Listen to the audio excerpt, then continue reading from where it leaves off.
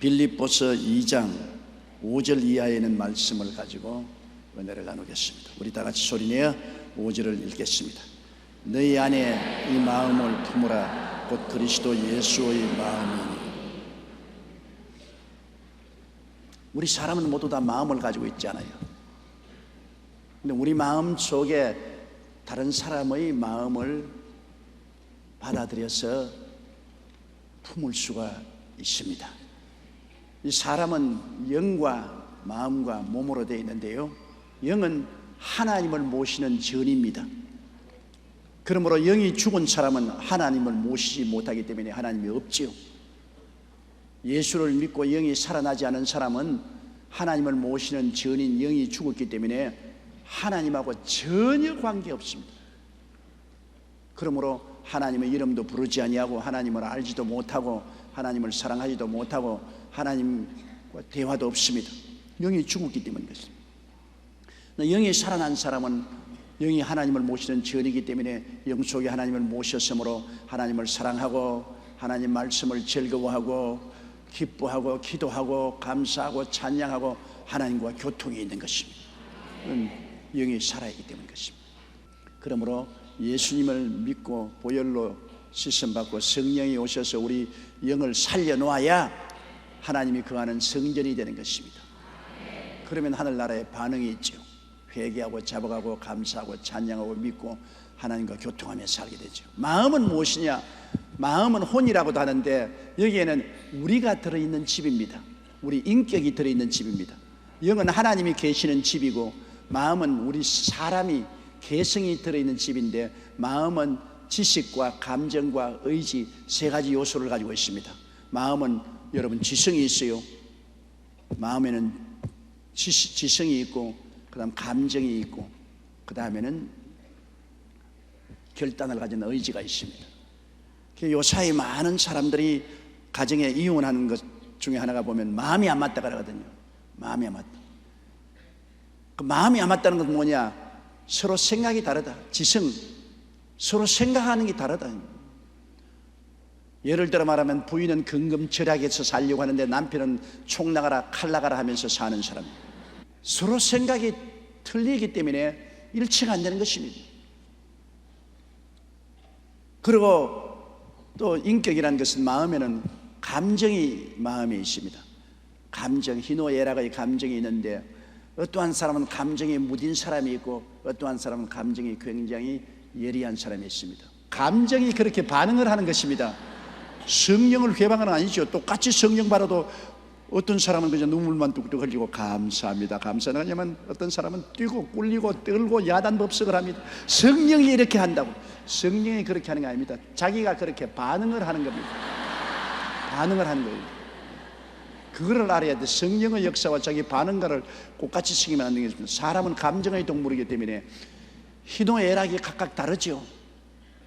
그러므로 같이 사는데 희노애락이 다른 사람끼리 살자면 힘이 들지요. 우리 교회 어느 권사님 말 따라 결혼하고 지금까지 자식 다 키워서 시집장가 다 보낼 때까지 남편이 언제나 집에 와서 하는 말은, 직장에서 와서 아들은 밥도 자자, 그 말밖에 안 나는 겁니다. 평생을 살면서 세 마리밖에 들은 게 없어요. 그 외에는 가만히 있어. 아무리 바가지를 끌어도 가만히, 조잘 해도 가만히, 욕을 해도 가만히, 꼬집어도 가만히 있어. 여러분, 대답 안 하는 것도 힘들다고요. 너무 대답을 하는 것도 힘들지만은, 그래가지고서 그 권사님 내게 와서 이제 애들 다 시집장가 보냈으니 이혼하겠다고. 왜냐하면 같이 살아도 안 사는 것 같고 안 살아도 같이 사는 것 같을 터이니까 그 목석을 데리고 나머지 여생을 살 필요가 없으니까 이혼하겠다고. 그래서 제가 하는 말은 목석이라도 하나 갖다 놓는 것이 좋다. 빈자리가 있으면 외롭고 고독해진다. 나이 늙어서 가장 중요한 것은 친구가 필요한데 말 안 하는 친구도 친구는 친구니까 데리고 사는 것이 좋다고 이혼하지 말라고 그랬습니다. 감정, 사람은 감정이 참 중요합니다. 희노애락의 감정, 그런데 이 감정이 서로 맞지 아니하면 충돌을 많이 하죠. 그 다음에는 의지입니다. 마음의 고집인 것입니다. 어떠한 사람은 의지가 너무 강해가지고서 꺾어지지가 않아요. 한번 어떻게 하겠다고 결심을 하면은 안 꺾어지는 사람이 있고, 또 의지가 약해서 야들야들해서 잘 휘어지는 사람이 있습니다. 그런데 고집이 센 자식들 길러보면 굉장히 힘들어요. 여러분 자식 길러도 똑같은 자식도 그 가중에 고집이 대단히 센 놈이 있지 않아요? 아주 고집을 부르고 막무가내로 말을 안 듣고 자기 고집대로 하려는 자식이 있는가 하면 야들야들하여 부모 말을 잘 듣는 자식도 있습니다. 자식을 징계해봐도 채찍만 들면 아유 잘못했어요 그런 자식이 있는가 하면 아무리 때려도 왜 때려 그런 자식이 있습니다. 그러니까 의지도 참 중요해요. 야들야들한 의지를 가진 사람이 있는가 하면 완고한 의지를 가진 사람이 있습니다. 그런데 이 다른 생각과 다른 감정과 다른 의지를 서로 좋아할 수 있는 길이 있습니다. 그 좋아할 수 있는 길이 뭐냐? 사랑인 것입니다. 사랑은 허다한 허물을 덧나니라. 사랑은 생각이 서로 달라도 그 생각을 포용하고 참을 수가 있습니다. 사랑은 감정이 서로 달라도 감정을 억누르고 참을 수가 있습니다. 사랑은 의지가 달라도 그것을 용납할 수가 있습니다. 사랑은 모든 것을 묶는 줄이 되는 것입니다. 사랑 없으면 여러분 사람들이 절대로 생각과 감정과 의지가 다른 두 사람 이상이 하나로 살 수가 없습니다. 사랑, 그렇기 때문에 예수 믿고 하나님의 사랑을 받은 사람이 언제나 서로 같이 살 수 있는 확률이 제일 큽니다. 사랑이기 때문입니다. 미국의 유명한 철학자 에마슨이라는 사람이 농장에 갔는데요, 농장에서 송아지 새끼 한 마리를 마구간에 끌고 들어가려고 새끼로 묶어서 아무리 땡겨도 절대로 안 따라오거든. 그러니 막 채찍으로 때리고 발로 차도 막 뒷걸음질 치고 발부둥 치고 절대로 안 들어요. 에마슨이 위대한 미국의 철학자지만은 도저히 송아지 한 마리 다루지 못해. 그 하녀가 뛰어나오더니만 내가 할게요. 손가락에 침을 발라가지고서 송아지 입에다가 손가락을 내버려. 송아지가 쪽쪽 빨잖아요. 그 한 손으로 목을 딱 끌어안고 탁탁 두들겨 하면서 이리와 그러니까 줄줄줄 따라와서 그냥 들어오고. 그래서 에마슨이 크게 깨달았다는 것입니다. 때려도 안 되고 억지로 끌어당겨도 안 되지만은 사랑의 공감대를 이루면 모든 것이 이루어진다. 그 송아지가 지가 아무리 위대한 철학자라도 송아지가 철학자를 알아줍니까? 위대한 교수도 알아주지 않습니다. 사랑만 알아줍니다. 사랑은 모든 만물을 다 품을 수 있는 하나님의 언어인 것입니다. 그 송아지가 무슨 뭘 합니까? 그러나 하니가 와서 손가락을 침에 발라가지고 입에 넣어주고 머리를 감싸주고 두들겨주고 이리와 사랑의 언어에 응답하는 것입니다. 사랑의 언어는 동물만 응답하는 것이 아닙니다. 사랑의 언어는 꽃들도 응답을 하고 농산물, 과일도 응답을 하는 것입니다. 여러분 집에 화분에 화초를 기르고 들랑 하루에 한두 번씩만 너 사랑한다, 너 참 곱다, 아이고 이쁘군 해보시오.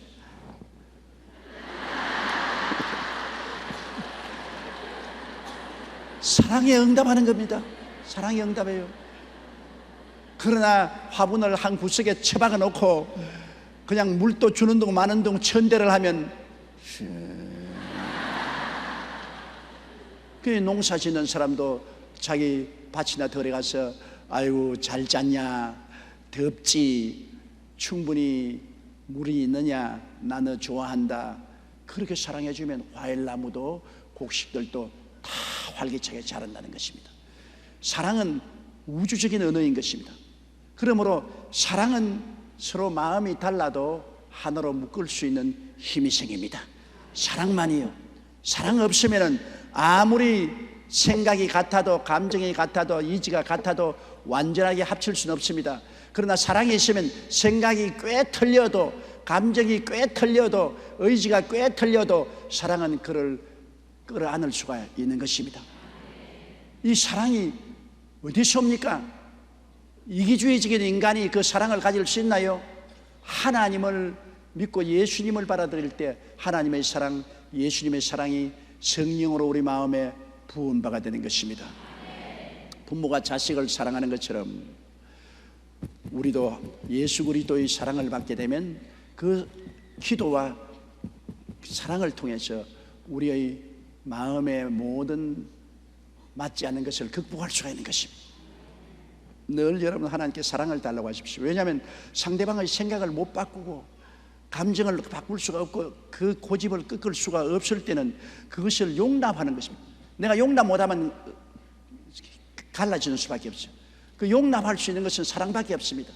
그러므로 사랑은 내 사랑으로 안 되기 때문에 하나님 내게 사랑 주시옵소서. 예수님이 십자가에 못 박여 죽으신 그 큰 사랑을 내게 주셔서 내가 저를 용납하게 해 주시옵소서. 그를 용납해 주면 변화를 시킬 수가 있는 것입니다. 내가 사랑으로 용납해 주면 상대방이 나를 용납해 주는구나. 상대방의 생각도 바꾸려고 하고 감정도 억제하려고 하고 고집도 버리려고 하는 것입니다. 사랑이 변화시킵니다. 사랑 이외에는 변화시킬 수가 없어요. 상대를 변화시킬 수 있는 힘은 사랑입니다. 내가 변화되어야 상대가 변화되지요. 남을 변화시키려고 애를 써도 내가 변화 안 되면 변화 못 시키죠. 내가 사랑으로 변화되면은 그 사랑이 상대를 변화시키는 것입니다. 예수 믿는 사람이 좋은 것이 기도할 수 있다는 거예요. 우리가 나쁜 생각이 들어오거나 흉악한 감정이 생기거나 자기 고집을 깨뜨리지 못하고 세속적이거나 여하간 하나님께 나와서 부르짖어 기도하고 하나님의 도움을 간구하면 보혜사 성령이 오셔서 우리 마음을 변화시켜 주신다. 성령이 믿음, 소망, 사랑, 의, 평강, 희락으로 마음을 변화시켜 주신다. 사랑과 희락과 화평과 오래 참음과 자비와 양성과 충성과 온유와 절제 같은 열매로서 우리 마음을 변화시켜 주신다. 우리 예수 믿는 사람에게 가장 행복이 성령이 기도할 때 우리에게 오셔서 우리를 변화시켜 주신다. 그러므로 기도식에 들어갈 때 사람하고 기도하고 난 다음 나올 때 사람하고 틀립니다. 얼굴의 광채가 틀리고 말이 틀리고 행동이 틀립니다. 기도하러 들어갈 때는 인간적인 마음을 가지고 들어갔으나 기도할 동안에 성령이 오셔서 변화시켜서 변화된 사람으로 기도실에서 나올 수가 있는 것입니다. 그렇기 때문에 우리가 항상 기도하라는 이유가 그게 있는 것입니다. 언제나 기도함으로 하나님의 성령이 우리 마음을 변화시킵니다. 우리가 말씀을 들을 때 마음이 변화되고 우리가 기도할 때 마음이 변화되는 것입니다. 그러면 말씀을 읽고 듣고 하는 것을 게을리하지 말고 기도하기를 게을리하지 말아야 될 것은 그래서 하나님의 뜻을 쫓은 변화된 마음을 우리가 가지고 살게 되는 것입니다. 악한 자의 마음을 떠나고 죄인의 마음을 떠나고 오만한 자의 마음을 떠나고 우리가 언제나 주님의 뜻대로 살 수 있는 마음으로 변화될 수 있는 것입니다. 그런데 이 성경에는 예수 그리스도의 마음을 품으라고 했습니다. 예수님의 생각을 품어라. 예수님의 감정을 품어라. 예수님의 의지를 품어라. 여러분, 예수님의 생각은 뭡니까? 예수님의 생각은 하나님의 생각으로 꽉 들어차 있습니다. 예수님의 마음은 무슨 마음, 감정입니까? 예수님은 사랑의 감정으로 꽉 들어차 있습니다. 예수님의 결단은 뭡니까? 죽더라도 하나님을 따라간다는 충성이 꽉 들어차 있습니다. 우리 늘 예수님을 쳐다보고 예수님처럼 하나님으로 꽉 들어차고 예수님처럼 사랑으로 꽉 들어차고 예수님처럼 하나님께 절대 충성으로 꽉 들어차야 되겠다. 예수님의 마음을 본받으라. 마음을 본받으라. 사람은 어찌한지 환경이 거울이 됩니다. 환경이 거울이 돼요. 자기가 바라봄의 법칙에서 바라보는 것이 내게 들어오고 내가 또 바라보면 따라갑니다. 아담과 하와가 큰 실수는 선악과를 매일같이 바라보았었습니다. 다른 생명과를 바라보았으면 좋은데 마귀가 꾀가지고 요것 봐, 요거 좋다. 지혜를 얻음직하고 보암직하고 좋지 요것 봐. 선악과를 바라보니 바라봄의 법칙에 의해서 바라보는 데 따라서 내가 끌려가고 그것이 내게 끌려옵니다. 그래서 선악과를 따먹었죠. 그렇기 때문에 우리가 살아가는 환경은 굉장히 중요하고 친구도 굉장히 중요하고 가장 중요한 것은 6살 동안에 인간의 인격의 기본이 형성되는데 6살 동안에 누구하고 제일 많이 삽니까? 부모님하고 제일 많이 삽니다. 그러므로 부모님을 완전히 인격의 기반에 담게 되는 것입니다. 어찌할 도리가 없어요. 이러므로 이 마음은, 예수님의 마음을 품으려면 늘 주님의 말씀을 듣고 주님의 말씀을 묵상하고, 그리고 주님의 말씀을 따라 기도하고 주님과 교제가 깊으면 주님의 마음을 품게 되는 것입니다. 일주일에 교회 겨우 한번 올똥말똥, 한 달에 한두 번 올똥말똥, 그러면 예수님의 마음을 품죠. 항상 세상으로 사니까 세상의 마음을 품게 되죠. 세상적인 마음을. 오늘 크리스천들의 문제는 엿새 동안에 세상에 살면서 너무나 세상과 바라보고 대화함으로 세상 마음을 품는다는 것입니다. 교회 안 올 때라도 아침에 일어나서 성경 읽고 기도하고 하나님 말씀 묵상하고, 그리고 저녁에 들어와서도 자기 전에 하나님께 엎드려 기도하고 자꾸만 그리스도와의 교제를 하려고 노력을 하면 예수님의 마음을 품고 살 수가 있어요. 그러나 세상과 자꾸 터놓고 교제하고 하나님과의 교제가 멀어지면은 여러분 세상 마음을 품게 되고 그리스도의 마음을 품지 않게 되는 것입니다. 이렇기 때문에 우리는 예수님과 교제를 많이 해야 돼요. 예수의 마음을 품어라. 예수님의 마음을 품으려면 예수님과 지적으로, 감정적으로, 의지적으로 교제를 많이 해야 예수님의 마음을 품을 수 있지 않겠어요? 말씀을 많이 접촉하고 읽고 묵상하고 그리고 기도 많이 하고 그 예수의 마음으로 우리가 품게 되는데, 예수의 마음 가운데 가장 놀라운 것이 자기를 비우고 겸손하게 되는 것입니다. 사람이 자기를 비운다는 것 참 힘들잖아요. 여러분, 그릇에 물건이 가득 담겼으면 다른 것을 담으려면 그 그릇 비워야 됩니다. 그 그릇 비워야 담을 수 있지. 그 그릇 가득한데 어떻게 채울 수 있어요? 우리도 세상에 가득하면 비워야 돼요. 자기 세상을 비워야 돼요. 근데 세상이 쉽게 비워지나요? 안 비워지죠. 여러분, 요나가 다시스로 가는 배를 타고 갔는데 큰 풍랑을 만나니까 선원들이 한 것이 뭡니까? 배에 있는 짐을 다 불었습니다. 배가 가벼워야 안 깔아앉으니까 다 불었죠. 풍랑을 만나면 짐을 부릅니다. 바울이 타고 간 배가 지중해에서 유라굴라의 풍랑을 만났을 때 이틀 만에 배의 짐을 다 불어버리고 3일째는 배의 기구를 다 불어버리고 빈배가 되어서 보름이 넘도록 지중해를 떠돌아다니게 되죠. 부른 것입니다. 우리도 자기를 비우고 자기를 불어버리는 것은 언제 부르냐? 큰 풍파가 일어나야 회개하고 자기를 부르는 것입니다. 만사 형통하고 편안할 때는 얼씨구나 좋다, 자기를 비우지 않습니다. 우리 예수 믿는 사람이 하나님께 시련을 통하게 하시고 또 복을 주시고 또 시련을 통하게 하시고 복을 주시는 것은 자꾸 세상에 들어오기 때문에 세상을 불어버리고 세상을 비우고 하나님을 채워주시고, 또 세상에 들어올 만하면 또 시험을 통해서 세상을 불어버리고 비우고 또 하나님을 채워주시고. 그렇기 때문에 우리 예수 믿는 사람에게 시험과 환난은 지나고 보면 큰 축복입니다. 여러분, 그게 왔기 때문에 세상을 불어놓아요. 시험과 환난이 안 오면 세상 절대 안 불어넣습니다. 절대로요. 절대로 안 불어넣어요. 자기 안 비워요. 시험과 환난이 다가오면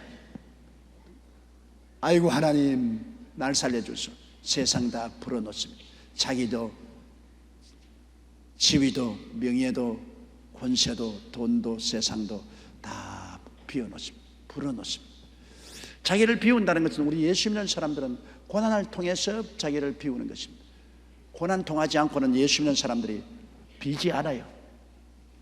여러분께서 내 말 들으면 마음에 아마 동감이 올 겁니다. 내가 이만큼 된 것도 그동안 많은 시험을 겪어서 되었다. 큰 풍파 일어나는 것 세상 줄 끊어밀세. 큰 풍파 일어나지 않으면 세상 줄 누가 끊어요? 세상 줄 단단히 잡고 있지. 근데 예수 그리스도는 하나님이시면서도 당신을 비웠습니다. 우리 성경에 보면요, 6절 보십시다. 그는 근본 하나님의 본체시나 하나님과 동등됨을 취할 것으로 여기지 아니하시고 하나님과 본체입니다. 예수님은 하나님과 같은 하나님인 것입니다. 아버지와 아들과 성령은 같은 하나님이에요. 같은 한 하나님이서 아버지는 아버지의 역할이 있고 아들은 아들의 역할이 있고 성령은 성령의 역할이 있습니다. 이거는 하나의 신비요, 인간의 수학적인 개념으로는 해석할 수 없는 신비인 것입니다. 하나님은 영원히 계시도 외롭지 않습니다. 아버지와 아들과 성령 삼위 하나님이 같이 있기 때문에 외롭지 않아요. 그런데 예수님은 하나님이신데도 불구하고 하나님 아버지의 뜻이 사람을 구원하기 위해서는 하나님이 사람으로 오셔야 되기 때문에 하나님이시면서도 하나님의 자리는 내어놓고 신성은 비우지 않았습니다. 예수님은 완전한 하나님이 완전한 사람이 된 것입니다. 그는 하나님이라는 그 자리는 비우시면서도 신성은 가지고서 이 땅에 내려온 것입니다. 그러므로 그는 근본 하나님의 본체니까 하나님 신성인데 본체 하나님이신데 하나님과 동등됨을 취할 것으로 여기지 아니하시고 하나님의 뜻이 우리 인류를 구원하기 위해서는 사람으로 와야 된다고 하기 때문에 하나님 자리를 떠난 것입니다. 아버지와 똑같은 하나님으로 남아있지 않고 하나님의 자리를 떠난 것입니다. 7절요, 오히려 자기를 비어 종의 형체를 가져 사람들과 같이 되었고, 하나님 자리를 떠나서 동정녀 마리아의 몸을 통해서 사람의 몸을 얻었습니다. 종의 몸을 형체를, 사람은 종같이 천하게 되지 않습니다. 죄의 종이 되지 않았습니다. 종의 형체로서 인간의 형체를 주님 얻었습니다. 그러나 우리하고 다른 것은 예수님은 철저히 사람이나 철저히 하나님입니다. 완전한 하나님이 하나님의 신성을 가지고 완전한 사람이 되셨습니다. 그건 예수님의 사역 속에서 보십시오. 예수님이 사람이면은 어떻게 물을 포도주로 변화시킵니까? 사람은 그건 못하지 않아요. 그는 사람임과 동시에 신성을 가지고 있기 때문에 물을 포도주로 변화시켰습니다. 어떻게 사람이 5병이어로 5,000명이 12번에 남게 합니까? 사람이면서도 그는 신성을 가지고 계셨습니다. 사람이 어떻게 물으로 걷습니까? 사람이 어떻게 죽은 자를 살립니까? 예수님의 생애 속에 보면 그는 완전한 사람이, 배고프시고 피곤하시고 우시고 완전한 사람의 희노애락의 감정을, 지정의를 다 가지고 계시면서도 또 그 속에 사람이 상상할 수 없는 위대한 힘이 생겨납니다. 나사로를 무덤에 들어간 지 나흘째인데도 불러내니까 살아나오고, 회당장의 딸도 달리다고만이 살아나고, 난성 과부의 아들이 상여 메고 가는데 뚜껑 열어서 살려일으키면서, 사람은 도저히 할 수 없는 하나님만 하는 일을 하십니다. 예수님이란 정말 신비합니다. 그는 하나님의 자리는 떠났지만 신성은 그대로 가지고 완전한 하나님이 완전한 사람으로 오신 것입니다. 신성과 인성이 완전히 결합된 것입니다. 중세 어떠한 사람들은 예수님은 완전한 사람이 아니다, 사람같이 보였을 사람이지 사람이 아니라 그랬습니다. 그건 거짓말입니다. 예수님은 동정녀 마리아를 통해서 우리처럼 어린애기로 태어나셨습니다. 그러나 그 속에 있는 예수 그리스도의 영혼은 신성을 가지고 있습니다. 우리 영혼하고 틀려요. 예수님은 신성을 가지고 우리와 똑같은 육체를 얻었습니다. 그러나 육체도 또 다른 것은, 우리는 아담의 씨를 받았으나 예수님은 성령으로 잉태됐기 때문에 그 몸에 흐르는 피는 죄 없는 피가 흘렀습니다. 우리는 모두 다 죄 있는 피입니다. 그러므로 그 흘린 피는 모든 인류의 죄를 다 씻고도 남음이 있습니다. 더러운 물로 때를 씻을 수 없지 않습니까? 맑은 물로 때를 씻지, 더러운 물로서 더러운 때를 못 씻잖아요. 더러운 인간의 죄 있는 피로서 어떻게 죄인을 씻어줍니까? 죄가 없는 지극히 거룩하고 맑은 피로서 인간의 죄를 싹 씻어버릴 수가 있지 않습니까? 예수님의 피, 나의 죄를 씻기는 예수의 피밖에 없네. 다시 성케 하기도 예수의 피밖에 없네. 예수의 흘린 피 아리게 하오니 귀하고 귀하다. 예수의 피밖에 없네. 예수님은 그 살과 뼈는 그 어머니 마리아가 먹은 음식을 통해서 받았지만은 그 피는 성령으로 말미암아 얻은 피라 신성한 피로서 모든 인류의 죄를 다 씻고도 얼마든지 남음이 있는 놀라운 보혈인 것입니다. 그러므로 예수의 피로서 씻지 못할 죄가 전혀 없습니다. 하늘 아래 예수의 피로서 못 씻을 죄가 어디 있나요? 그리스도의 피로서 모든 죄가 다 없는 것처럼 맑게 청산되어 버리고 우리는 예수 그리스도의 피로 말미암아 용서받은 의인들이 된 것입니다. 옆에 있는 사람들에게 당신은 용서받은 의인입니다, 그렇게 말하십니다. 의인이란 말이 얼마나 의미가 깊은지 압니까? 의란 말은 죄를 한 번도 안 지은 사람이 의인입니다. 그 예수의 피가 우리를 죄를 한 번도 안 지은 사람처럼 만들어버린 것입니다. 의라는 것은 하나님 앞에 부끄럼 없이 설 수 있는 자격을 말합니다. 우리가 예수의 피를 의지하면 하나님 앞에 조금도 정죄감이 없이 부끄럼 없이 설 수 있습니다. 의라는 것은 마귀가 참수할 수 없습니다. 우리는 마귀가 참수할 수 없을 만큼 예수의 피로 의롭게 되었습니다. 그러므로 그리스도의 보혈이 귀하고 귀합니다. 예수님의 피를 우리가 믿지 아니하면 우리는 아무 효과 없습니다. 그래서 우리를 구원하기 위해서는 피를 흘려야 되기 때문에 하나님이 사람으로 오셨습니다. 하나님의 자리를 떠나서 육신의 몸을 쓰시고 사람으로 오셨으나 그 피는 죄 없는 피를 가지고 십자가의 재단에서 그 피를 뿌렸습니다. 피를. 그 옛날에 유대인들은 짐승을 잡아서 죄를 세했습니다. 그 짐승의 피가 사람의 죄를 일시적으로 덮을 수 있죠. 예수님 오실 때까지 상징적으로 속죄 제물, 하나님 앞에 지은 법을 어긴 죄, 속건 제물, 인간과 인간 사이에 지은 허물의 죄, 그 다음에는 화목 제물, 감사 제물, 이 피를 흘렸는데 예수님은 우리를 위해서 하나님 앞에 법을 어긴 죄, 인간과 인간 사이에 지은 허물의 죄, 그리고 하나님과 우리 사이에 화목케 하는 죄, 감사 제사의 제물이 되어서 피로서 다 정하게 해주신 것입니다. 예수 그리스도의 피를 의지하고 나오면 하나님이 우리를 온전케 해주시는 것입니다. 그는 근본 하나님의 본체신 하나님과 동등됨을 취할 것으로 여기지 아니하시고 오히려 자기를 비어 종의 형체를 가져 사람들과 같이 되셨고, 그 다음 8절요, 사람의 모양으로 나타나셨으며 자기를 낮추시고 죽기까지 복종하셨으니 그 십자가에 죽으심이라. 사람의 모양으로 나타나셨으며 하나님이심에도 불구하고 이제 사람의 모양으로 나타나셨으니까 당신을 낮추신 것입니다. 하나님 앞에 절대 복종, 절대 의지와 믿음, 절대 순종과 섬김으로 자기를 낮추신 것입니다. 여러분, 적은 나무를 한번 휘어 당겨 보십시오. 약간 당겨서 놓으면 틱 하고 튀지만은 심히 당겨서 놓으면 팍 하지 않아요. 그 나무에 물건을 얹어놓고 적게 당겼을 때면 적게 뛰지만은 많이 휘어잡으면 많이 튀지 않아요. 예수님이 하나님이 사람이 되었으므로 나중에 부활하실 때는 무한히 높아진 것입니다. 낮아진 것만큼 높아지는 것입니다. 사람들은 자꾸 높아지려고 하는데 높아지기 위해서는 먼저 낮아져야 되는 것입니다. 먼저 몸을 낮추어야 틱 튕겨서 올라가지요. 자꾸 높아지려면 안 되죠. 겸비하게 낮아지고 깨어지면 때가 오면 그만큼 높아지는 것입니다. 겸손이 높아짐의 근원이 되는 것입니다. 교만은 패망의 선봉이요 거만한 마음은 넘어짐의 앞잡이가 되는 것입니다. 예수님은 하나님이시면서도 사람으로 오셨으니까, 사람의 형체를 가졌으니까 정말 종처럼 낮아지신 것입니다.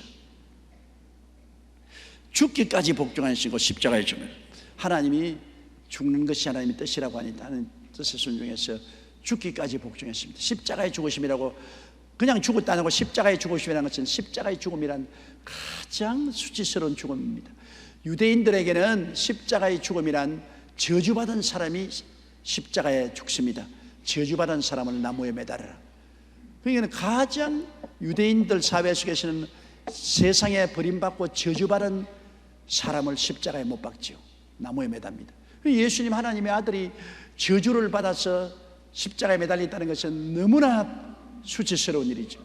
또 로마 사람들에게는 가장 흉악한 죄인을 나무에 매달아 죽입니다. 예수님은 그냥 죽은 것이 아닙니다. 로마 사람에게는 가장 흉악한 사람의 극형에 처했고, 또 유대인들에게는 저주를 받아서 하나님께 버림받은 상징물로서 십자가에 못 박인 것입니다.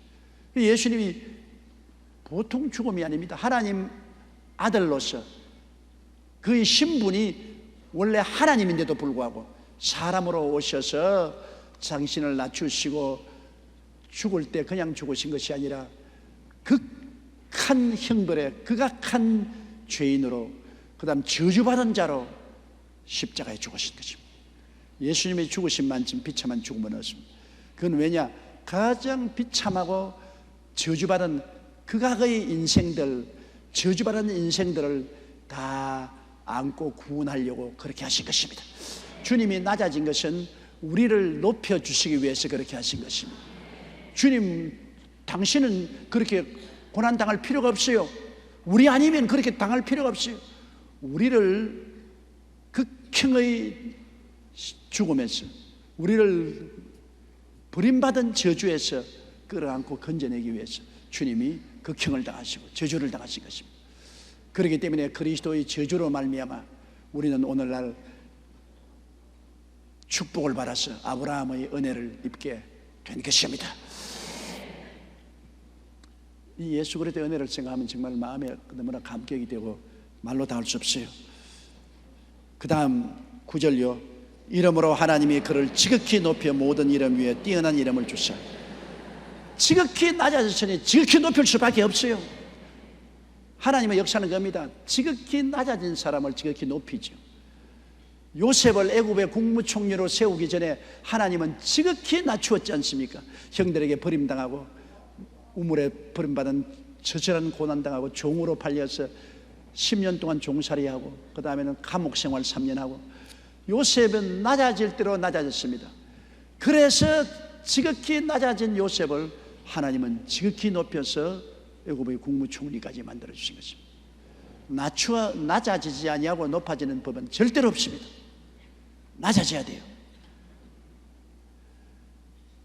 카네기가 강철왕이 되어서 거부가 되었는데 어떻게 해서 당신이 거부가 되었느냐? 그러니까 그 세 가지 말씀. 나는 초등학교 3학년밖에 못 다니고 너무나 가난해서 스코틀랜드에서 미국으로 이민 올 때 맨발 벗고 왔는데 모든 사회 밑바닥에 천한 일은 다 했다.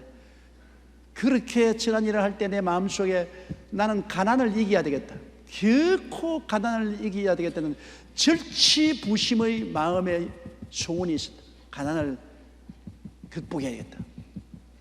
둘째는 내가 너무나 사람들에게 짓밟히고 낮아졌기 때문에 내가 무엇을 하더라도 1등을 해야 되겠다, 최고가 되어야 되겠다는 소원이 있었고, 셋째, 나는 배운 것이 없기 때문에 하나님밖에 의지할 수가 없었다. 뭐 학력도 없고 재력도 없고 백도 없고 아무것도 없으니까 죽도록 하나님께 의지했다. 그래서 세계 최고의 부자가 되었다.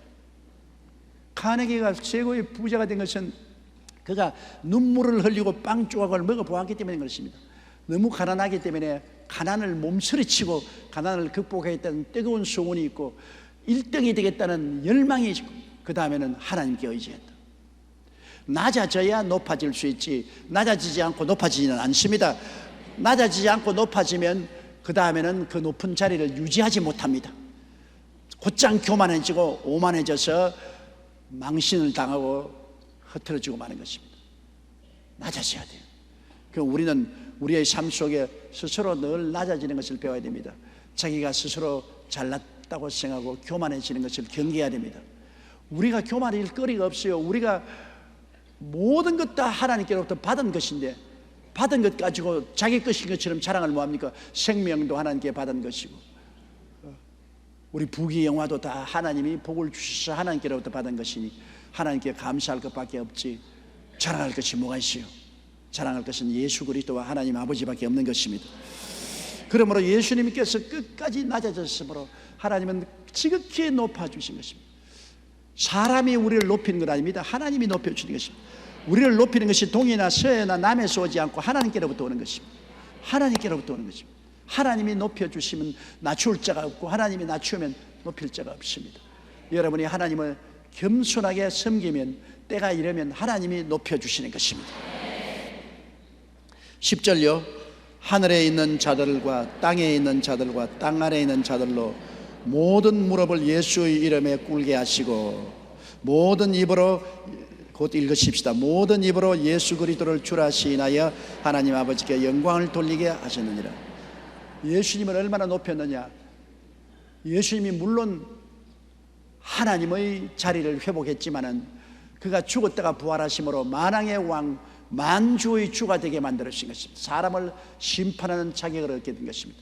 그래서 하늘에 있는 모든 천군 천사들이 다 예수님 앞에 무릎을 꿇고, 땅에 있는 모든 만물이 예수 앞에 다 무릎을 꿇고, 땅 아래에 있는 모든 음보의 세력의 마귀들도 주님 앞에 무릎을 꿇고 벌벌 꿇도록 천상천하에 그리스도를 가장 위대한 왕으로서 주님께서 세워 주신 것입니다. 우리 예수님이 만왕의 왕 만주의 주. 그런데 놀라운 것은 그 만왕의 왕 만주의 주의 아내가 누구냐? 교회가 바로 그 아내인 것입니다. 우리 보잘것없는 우리들은 너무나 은혜를 받아가지고서 아무것도 안 하면서도 예수님 덕분에 그리스도와 함께 왕된 자리에 올라가게 된 것입니다. 그리스도와 함께 상속을 받고 그리스도와 함께 다스리게 된 것입니다. 지금은 잠시 낮아져 있지만 내년 부활의 날에는 그리스도와 함께 우리가 인생을 살게 되므로 생각해 보십시오. 허물과 죄로 죽은 우리를 그리스도와 함께 살리시고 또 함께 일으키사 그리스도 예수 안에서 함께 하늘에 앉히시니 우리는 그리스도와 함께 사는 존재들이 된 것입니다. 이러므로 우리의 존재가 하나님 안에서 얼마나 귀하다는 것을 알아야 됩니다. 하나님이 얼마나 우리를 사랑하셔서 우리에게 구원을 주시려고 하나님 예수를 보내셔서 우리 위해서 몸짓고 피 흘려 죽게 하시고 우리를 끌어안고 구원하셔서 하나님 자리에까지 올라가게 만들어 주셨으니 인간이 정말로 하나님이 멋지게 만드는 것입니다. 천사를 그렇게 만들어 주지 않았습니다. 천사보다 못하게 된 우리들이라도 장차는 천사보다 높은 자리에 올라가도록 한 하나님이 인생을 얼마나 사랑한다는 것을 우리가 알고 우리 아버지께 감사하고 예수님께 감사하고 성령님께 감사하고 우리 믿음, 소망, 사랑을 가지고 충성을 다해야 될 것입니다. 우리가 항상 예수님을 높이고 감사하고 예수님께 찬양하면 그렇게 할수록 아버지가 우리를 더 좋아하시는 것입니다. 왜? 예수 그리스도는 아버지에게 절대 복종해서 하나님 자리도 버리고 와서 희생을 내서 아버지의 뜻을 이루어서 우리를 구원해 주시고 우리는 예수 그리스도 때문에 이 천하고 버림받은 인생이 귀하고 귀한 하나님의 자녀까지 되고 그리스도의 신부가 되었으니 하나님도 예수님을 너무나 기뻐하시고 우리도 예수님을 너무나 사랑하고 존경해야 되는 것입니다. 예수 이름을 찬양하고 감사하고 존경할 때 하나님은 너무나 좋아합니다. 하나님은 자꾸 예수 이름만 들어도 좋아하십니다. 하나님은 예수 이름만 들어도 오케이 파이팅 파이팅 파이팅 예수 이름만 들어도 하나님이 그렇게 좋아하시는 것입니다. 그러므로 우리는 항상 예수 이름으로 일어나고 예수 이름으로 살고 예수 이름으로 먹고 마시고 일하고 자고 깨고 그리스도를 늘 영화롭게 해야 되는 것입니다. 그리스도 밖에는 하나님 아버지가 없습니다. 아들이 있는 자에게는 아버지가 있고 아들이 없는 자에게는 아버지가 없습니다. 도리어 진노밖에 없습니다. 여러분은 그 아들을 모셨으니 아버지를 모신 것입니다. 아들과 아버지를 모셨으니 성령이 같이 하시는 것입니다.